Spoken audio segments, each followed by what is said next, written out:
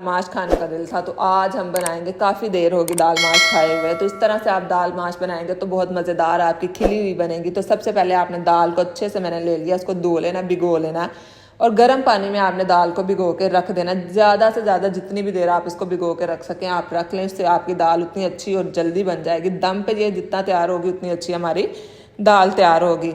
काफ़ी अरसे बाद आज दाल माश से मुलाकात हुई है तो इसको आज बनाते हैं। दिल कर रहा था तो सोचा क्यों ना आज बनाया जाए। तो एक प्याज ले लेंगे, उसको बारीक स्लाइसिस में काट लिया। उसके बाद टमाटर को भी आपने बारीक स्लाइसिस में काट लेना। अब हम इसको हंडिया लेंगे, उसके अंदर ऑयल डालेंगे। ऑयल डालने के बाद 3 से 4 आप साबुत लाल मिर्चें लेंगे और उसको इसके अंदर ऑयल जब थोड़ा सा गर्म हो जाएगा तो उसके अंदर हम डालेंगे। इससे हमारी दाल का जो टेस्ट है वो बहुत अच्छा आएगा। मैं दाल को उबाल के नहीं बनाती, मुझे उस तरह से नहीं पसंद। इस तरह से आप बनाएंगे तो बहुत ज़्यादा अच्छी फ्लेवर से भरपूर और खिली हुई आपकी दाल बनेगी।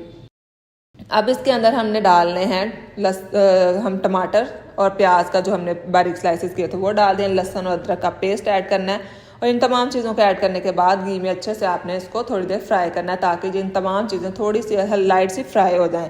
फिर इसमें बेसिक मसाले ऐड करने हैं। बेसिक मसालों में हम नमक, लाल मिर्च का पाउडर और हल्दी ऐड करेंगे और इन तमाम चीज़ों को ऐड करने के बाद अच्छे से आपने मिक्स कर लेना है। बहुत ज़्यादा इसमें मज़ीद मसाले डालने की ज़रूरत नहीं। इसी तरह से आपकी जो दाल है वो बहुत मज़ेदार बनेगी और खिली हुई आपकी दाल तैयार होगी। ना इसमें चिपचिपाहट आएगी, ना लेस आएगी और बहुत ज़्यादा तीखापन आएगा। मज़ेदार सी आपको टेस्ट देगी इस तरह से आपका ये वाली दाल। इस दाल का हमेशा ये मसला रहता है कि जब भी बनाएं तो ये जुड़ जाती है या इसमें लेस आ जाती है। तो इस तरह से आप बनाएंगे तो आपकी दाल बिल्कुल नहीं जुड़ेगी। तकरीबन दम पे तैयार करेंगे जिससे इसका टेस्ट बहुत अच्छा आएगा और मज़ेदार से खिली हुई हमारी दाल तैयार होगी। तमाम मसाले हमारे अच्छे से मिक्स हो चुके हैं। अब हम इसमें दाल माश ऐड कर देंगे। मेरी दाल मैंने काफ़ी देर से भिगो के रखी थी। अगर आपकी दाल जो माश है वो ज़्यादा देर भिगोई हुई ना हो तो इसमें मैंने थोड़ा सा पानी डालूंगी, मेरी तकरीबन ये रेडी हो जाएगी। तो आपने इसमें पानी जो है वो तकरीबन थोड़ा ज़्यादा डालना है। 1 गिलास आप ज़रूर पानी डालें और इसको लो मीडियम फ्लेम पे आपने तैयार करना है। इसके बाद इसमें साबुत जीरा ऐड करेंगे। उन तमाम चीज़ों को थोड़ी देर के लिए मिक्स करना है। मिक्स करने के बाद इसमें हल्का सा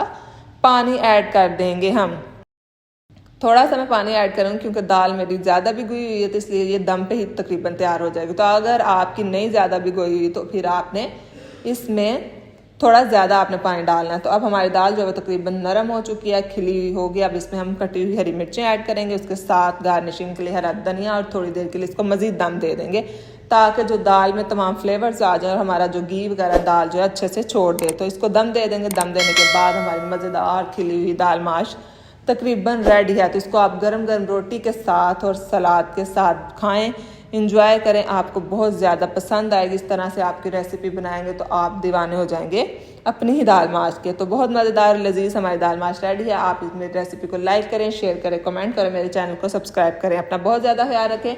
मिलते हैं नेक्स्ट वीडियो में एक नई रेसिपी के साथ।